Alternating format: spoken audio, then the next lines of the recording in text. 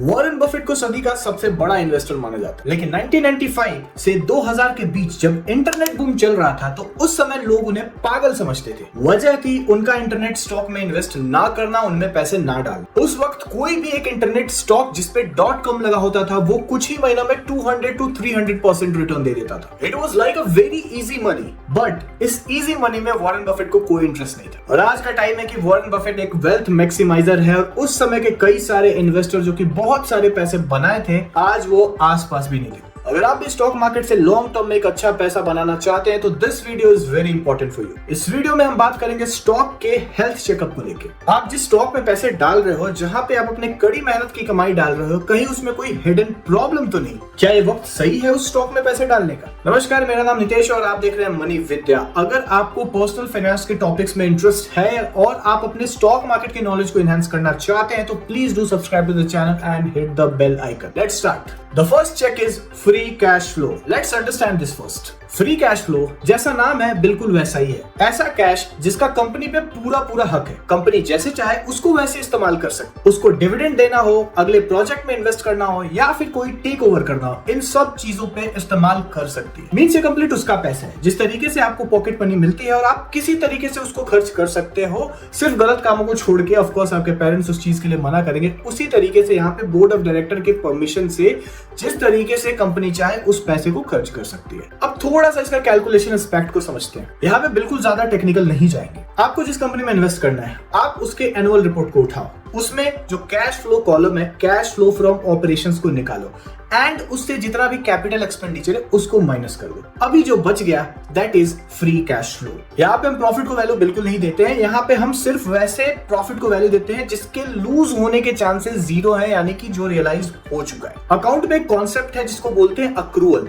तो accrual concept के हिसाब से जिस समय सामान बिका, चाहे कैश मिले या ना मिले, हम उसी समय उस सेल को रिकॉर्ड कर लेते हैं और अगर बाद में कैश नहीं मिलता है तो उसको डाउटफुल डेट में डाल के उसको खत्म कर देते हैं। तो ऐसी चीजें फाइनेंशियल स्टेटस को कंप्लीट अच्छे तरीके से नहीं दिखाती है, तो इसीलिए हम देखते हैं फ्री कैश फ्लो। बेसिकली इसको मैनिपुलेट करना थोड़ा सा टफ है क्योंकि हम यहाँ पे कैश फ्लो फ्रॉम ऑपरेशंस निकाल रहे हैं, मतलब जो कंपनी कोर काम जो करती है, जिसमें डील करती है, उससे कितना कैश रियलाइज हुआ। तो ये कंपनी के रियल हेल्थ को दिखाता है। This is like a fuel for company. Adequate cash रहना बहुत जरूरी है। There are many examples from past जहां पे देखते हैं कि कंपनी प्रॉफिटेबल है बट अचानक से बैंकरप्ट हो गई। क्यों? Due to cash crunch. इस पर ज्यादा डिटेल में हम इस वीडियो में बात नहीं करेंगे क्योंकि बहुत बड़ा टॉपिक है ये।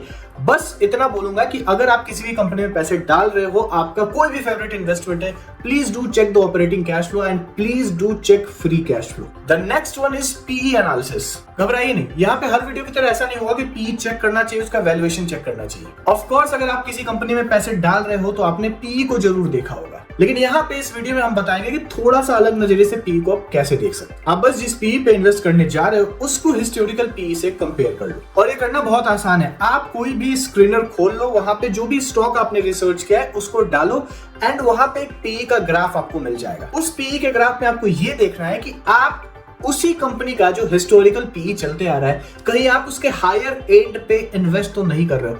लेट्स फॉर एग्जांपल एक कंपनी है जिसका पीई हिस्टोरिकल से उसका हाईएस्ट पी 20 है एंड लोएस्ट पी 10 है और मीडियन पी 15 के आसपास चलते आ रहा है। तो अगर आप 20 पीई पे इन्वेस्ट करते हो, आई एम नॉट सेइंग कि ये इन्वेस्टमेंट गलत है, बट अगर वो स्टॉक नीचे जाएगा विद उसका पी अगर डिक्रीज होगा तो यहाँ पे लॉसेस के चांसेस आपके बढ़ जाएंगे और आपको लॉन्ग रन में प्रॉफिटेबल होने के लिए बहुत ही लंबे टाइम पर वेट करना पड़ेगा। तो इसका ऑप्टिमल उपाय ये है कि जब भी कंपनी में हम पैसे डाल रहे हैं, प्राइस कुछ भी हो उसको हम कंसीडर नहीं करते हैं फॉर नाउ ऑन। हम बस देखते हैं कि पीई कितना पे ट्रेड किया हुआ है एंड उसका जो मीडियन या उससे कम पीई है, प्राइस चाहे कितना भी हो, अगर वो कंपनी बढ़िया है, अगर अच्छा परफॉर्म की हुई है, उसी प्राइस पे एक हिस्टोरिकल पीई के कंपैरिजन में एक प्रोमिनेंट पीई पे हम इन्वेस्ट करेंगे। तो ये हमारे प्रॉफिटेबिलिटी के चांसेस को बढ़ा देगा। अगर आप ये एनालिसिस करते हो तो कोई भी स्टॉक चाहे वो अच्छा ही क्यों ना हो, आप गलत समय पे सही स्टॉक में भी पैसे अगर डालोगे तो आपका नुकसान हो जाएगा।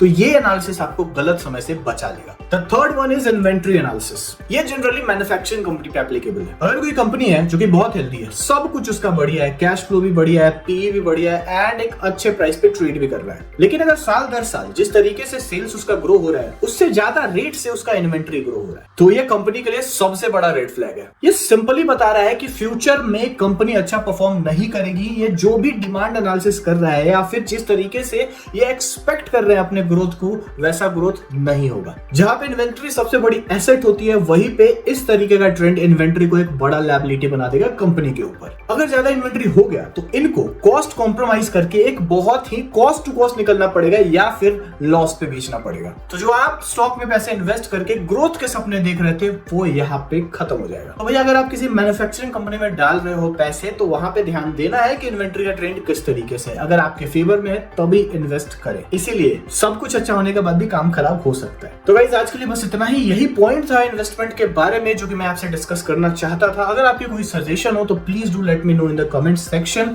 आई होप कि वीडियो पसंद आया हो। अगर यहाँ तक देख रहे हो तो please do hit like button, comment and subscribe to the channel. चलते हैं, फिर मिलेंगे, बाय बाय।